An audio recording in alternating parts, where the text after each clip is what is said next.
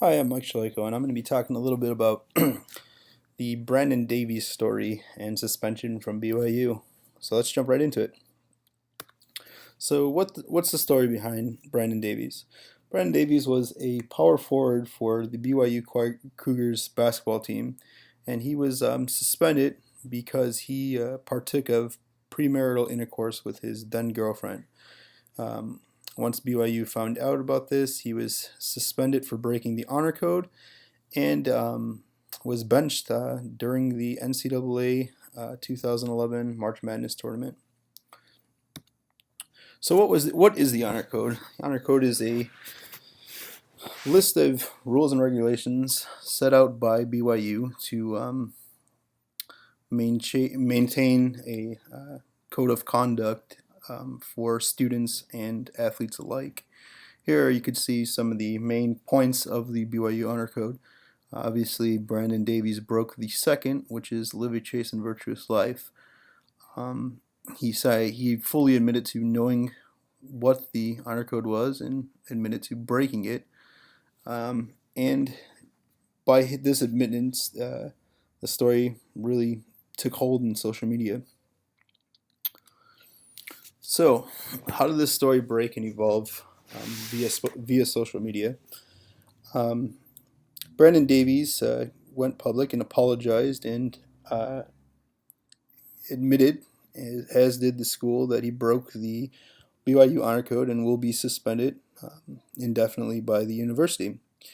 Uh, Almost instantaneously, this message was circulated through the social media world at a rapid speed, seven tweets per second, I believe, right after the announcement via Twitter. This was really fast and really quick in the eyes of a thing like a player suspension. So how was it covered in social media? Danny Ainge, uh, former BYU basketball player, came out and said publicly that if Brandon Davies wanted to live this lifestyle, if he wanted to um, partake of the regular college life, so to speak, he could have done it anywhere. So there was comments both supporting and bashing BYU for the decision, as we see here with Amari Stoudemire of the New York Knicks uh, throwing accusations at the university that were not true, and later on apologizing for it.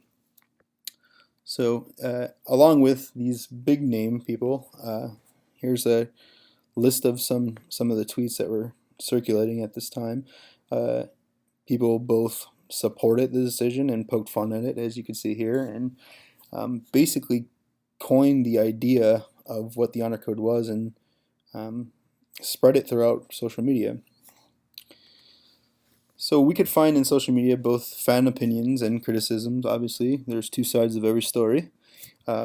Most of the fans were pro BYU's decision, but still supported Davies. Um, Even companies like The Onion, which is a parody paper, soon said that everyone who's protesting the story were all having premarital intercourse on campus, which is false. And so everybody had a share in this, spreading this word of this story on social media, both whether it be true, false, or people even like Jim Rome came out and said he commended BYU for his decision, for its decision. So everybody was kind of chiming in instantly on this case, and social media really helped steer the way for this story getting out there.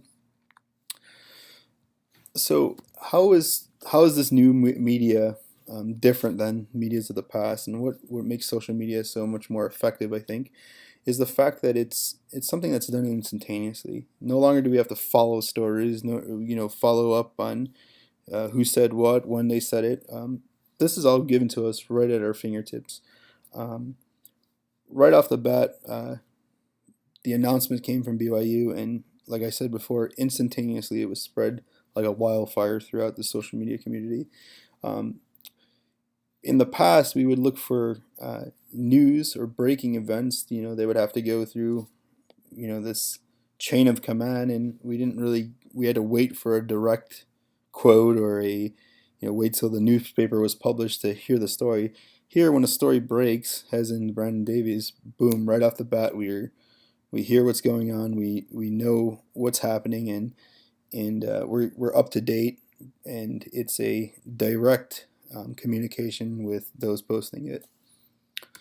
So wrapping it all up, I don't want to get too much in opinion of what I thought was right or wrong, but this story is just one example of how social media really grasps to the sports world and spreads the story quickly and helps helps develop a true story and people's opinions, and helps sculpt really what is being published out there in the entertainment or this sports world.